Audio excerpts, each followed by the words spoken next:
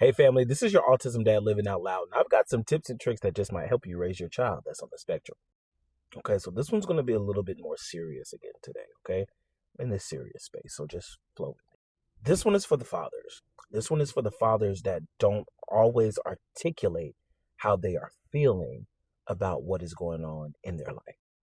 This is for the fathers that might be grieving what they once pictured they thought their life raising a child would be. Maybe you imagine Friday nights watching your kid play on the football field.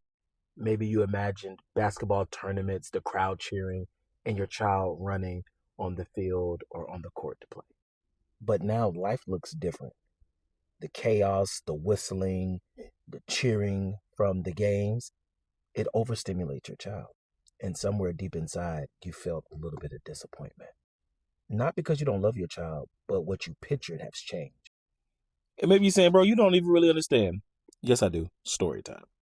So let me tell you what happened to us. So last year, Izzy at his daycare, they have like this little soccer thing. They come out and they play with the kids, and he was really enjoying it. So we said, let's put him in soccer. Let's give him a chance.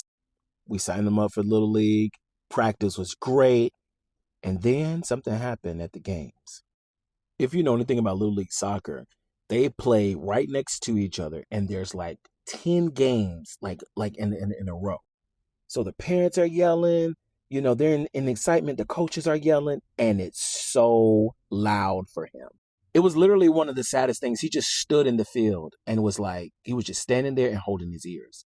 So my wife and I, we discussed it. We were like, do we allow him to keep going to practice, having a great time, and then at the game, he's just standing there and uncomfortable?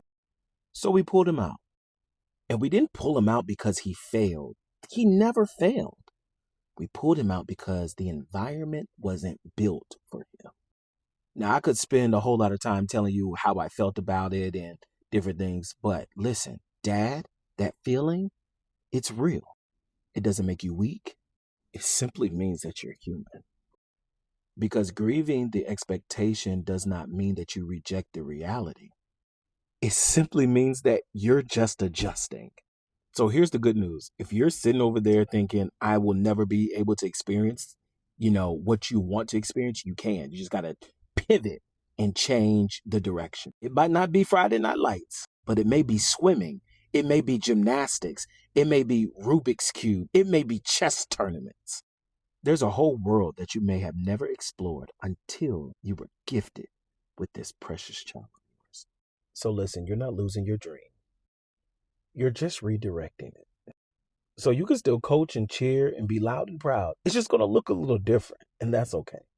So dads, change your direction, explore new lanes. Here's the big takeaway. Show up for your child where they thrive.